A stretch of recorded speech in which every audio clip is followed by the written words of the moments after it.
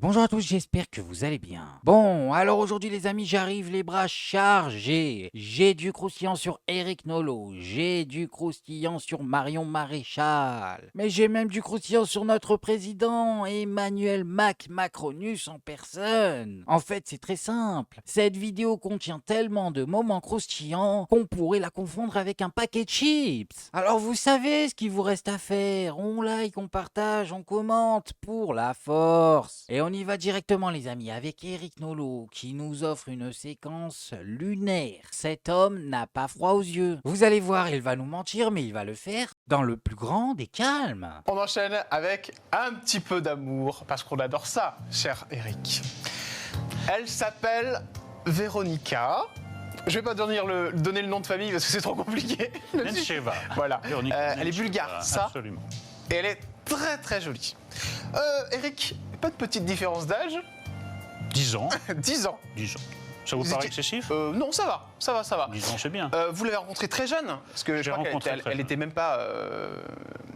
comment dire, elle était mineure, je crois même. Ah non, là, il y a une légende urbaine. Ah, c'est une légende urbaine, ça? Il y a une légende urbaine qui s'est développée. Ah oui, mais je l'ai vu partout. Hein. Oui, moi aussi. Je ne dément pas parce que je laisse pas les gens se mêler de ma vie privée. Mais enfin, si vous m'interrogez, je vous... Oh là là, une légende urbaine qui nous dit le saligo. T'es sûr de toi là? Non, mais c'est bien les amis. Parce que j'avais pas de surnom pour Eric Nolot. Maintenant, je vais pouvoir l'appeler Eric Mito. Ah mais regardez-moi ça, ce génie l'a lancé lui-même, sa légende urbaine. Une de vos élèves. Ça, mon salaud, je savais pas, j'ai vu ça dans la doc. C'est-à-dire que vous étiez Elle était mineure, en plus. Évidemment.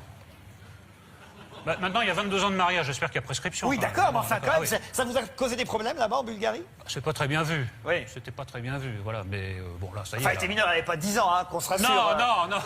C'était Oui, en quoi, oui. en première, en terminale? Oui, c'est ça. Donc, non, mais tout juste mineur. Bah alors, ce serait pas Eric Nolot en train de nous avouer sa relation avec son élève? Mais si, c'est ça. Et en plus, il nous dit qu'elle est mineure. Mais attention les amis, il reste bien vague sur l'âge. Tout juste, il nous dit. Et Eric, quand tu nous dis que c'est mal vu en Bulgarie de se taper son élève, je vais te rassurer tout de suite. C'est mal vu dans le monde entier. C'est un abus de pouvoir évident, en plus d'être dégueulasse. Non mais sérieusement, entre Macron et Nolo, les origin story de vos couples ne font vraiment pas rêver. Ah, y a pas de quoi faire un film. On est sur du sordide, les copains. Du sordide. Bon, bref, et en tout cas, vous l'avez bien vu, Eric Nolot nous a menti dans le plus grand des calmes. Et maintenant, ce qu'on va faire, c'est qu'on va se le regarder et observer bien sa tête pendant qu'il nous ment. Vous l'avez rencontrée très jeune, parce que je crois qu'elle était même pas...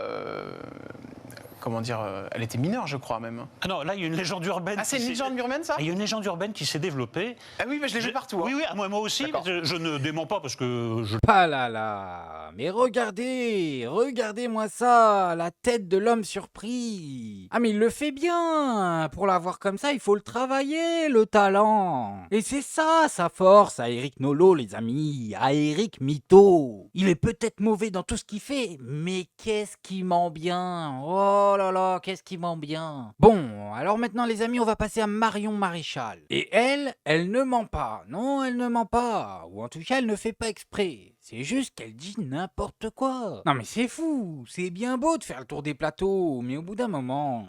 T'es politique, tu aspires à diriger ce pays. Ouvre un livre, je sais pas, fais quelque chose. Et je n'ai jamais exprimé depuis maintenant 12 ans, lorsque j'ai commencé la politique, une position climato-sceptique. Donc je me sens pas tenue d'avoir à répondre mais de remettre en question quand même la parole des experts en disant peut-être qu'ils vont un peu loin dans la description apocalyptique de la planète. Je ne remets pas en cause le fait qu'il y ait un réchauffement climatique. Maintenant, le seul débat qu'il y a, mais je crois que personne l'a véritablement tranché, hein, pas même les experts, excusez-moi, c'est de savoir quelle est la part de la responsabilité humaine. Qu'il y aurait une responsabilité humaine, c'est un acquis. Quelle est la part de cette responsabilité? Quelle est la trajectoire de cette évolution climatique? Là, je pense que même les scientifiques se posent régulièrement la question. Ça n'empêche pas qu'il doit y avoir... C'est là vous êtes en désaccord un peu avec le GIEC. C'est là qu'il doit y avoir une réponse malgré tout politique, parce que indépendamment de cette question du climat, de toute façon, l'adaptation est nécessaire parce que cette évolution, elle existe. 2, ça n'empêche pas qu'il y a aujourd'hui une question de l'urbanisation avançante, de la question, en effet, de la gestion de nos pesticides, de nos sols qui participent de la production agricole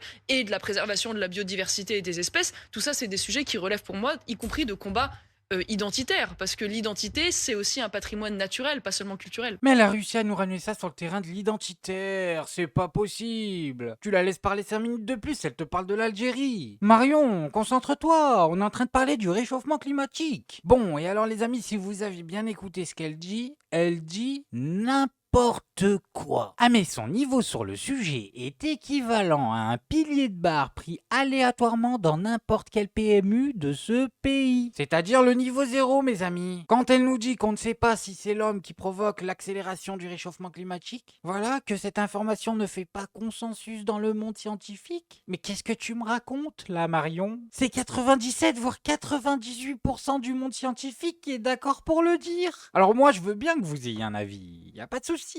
Mais ne prenez pas des arguments d'autorité qui n'existent pas. Ne vous inventez pas des scientifiques qui ne sont pas là. Le réchauffement climatique, les amis, c'est pas une théorie, c'est un sujet ultra documenté. On n'est pas sur une idée lancée comme ça au pif. On est sur quelque chose qu'on a constaté et qui est incontestable. Alors avant, il y a 10 ans, ces gens-là le contestaient, ces gens-là le niaient. Et maintenant qu'on a les chiffres, qu'on peut plus rien nier parce que c'est les chiffres. Eh ben ils ont changé leur discours, les mecs. Ils sont malins. Ils te disent oui, finalement il existe le réchauffement. Mais tu sais quoi? C'est pas de notre faute. Bah non, c'est loupé, nul, zéro. Bien sûr que c'est de notre faute. Il y a une corrélation directe entre le moment où l'humanité s'est mis à émettre du gaz à effet de serre en masse et le moment où le réchauffement climatique s'est mis à s'accélérer. Mais non, ils te disent c'est un coup de hasard, c'est voilà, ça allait arriver dans tous les cas, c'est le hasard. Venez, on continue. Parce qu'au final, c'est là que ces gens-là essayent de nous amener à la conclusion, puisque le réchauffement climatique n'est pas de notre faute, c'est open bar, on peut faire ce qu'on veut. Eh ben non, les amis, c'est pas chacun pour sa peau, on est tous sur le même bateau et il faut laver la coque, faut frotter, faut que ça brille, il faut le respecter notre bateau. Ah ouais, sinon on va couler,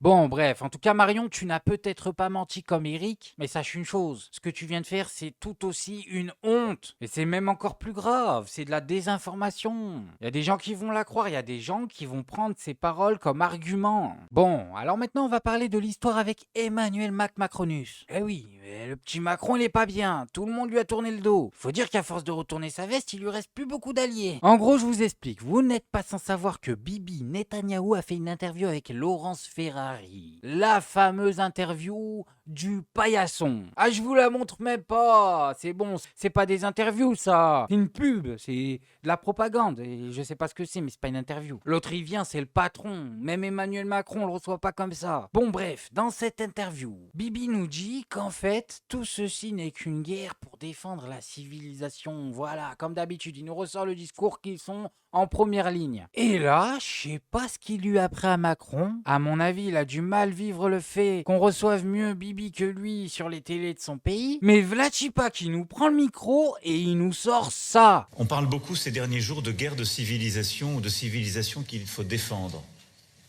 Je ne suis pas sûr qu'on défende une civilisation en semant soi-même la barbarie. Eh oui les amis, vous avez bien entendu, il vient d'envoyer une crotte de nez directement sur Yes. Ah mais ça fait plaisir, moi j'ai envie d'applaudir. Quand Macron parle comme ça, j'ai envie de l'applaudir. Eh oui, on y est, tu les portes, c'est toi le président. Bon, après c'est vrai que la suite du discours, je n'ai rien compris. Là tu déconnes un peu Manu, tu divagues, tu délires. Je suis sûr d'une chose, c'est que la possibilité d'une civilisation se joue au Liban. C'est-à-dire la possibilité pour des femmes et des hommes dont les origines sont différentes, dont les religions sont différentes, de partager un même territoire et de vivre pour un même projet. C'est aussi pour cela que le Liban est important pour lui-même et est toujours plus grand que lui-même. Rien compris, franchement j'ai rien compris. Ah mais je sais, ça a l'air d'être un truc beau, j'aurais bien aimé lâcher ma petite larme, mais j'ai rien compris. Bon, en tout cas les 10 premières secondes étaient sympas, elles étaient savoureuses. Et c'est à cause de ces 10 petites secondes que depuis 2 jours, toutes les chaînes d'infos lui tombent dessus. Mais malgré tout ça, Manu n'a toujours pas démenti. Et oui, au bout de 2 jours, il n'a pas encore démenti. Moi j'étais là, je me disais c'est sûr qu'il va revenir là-dessus, c'est pour ça que j'attendais pour vous le montrer. Mais non, il est toujours pas revenu dessus. Alors qu'est-ce que vous voulez que je vous dise? Peut-être qu'il s'en est fait pousser, peut-être qu'il va les porter, peut-être que c'est Brigitte qui va lui porter, peut-être peut-être que c'est lui qui va porter celle de Brigitte. Non mais qui sait ce qui va se passer dans l'avenir? En tout cas, moi je vais suivre cette histoire de près. Bon, bref, moi je voulais juste vous montrer ça. Maintenant, faites-vous votre avis tout seul. Faites attention à vous, faites attention à ce que vous regardez. Likez, abonnez-vous et n'oubliez pas le petit com qui fait plaisir. T'étais professeur de français, tu exerçais dans un lycée. Et aux dernières nouvelles, les filles dans les lycées ne sont pas majeures. Quel mytho, pas majeur, quel mytho. Quel mytho, pas majeur, quel mytho. Ce génie l'a avoué lui-même, il l'a avoué lui-même.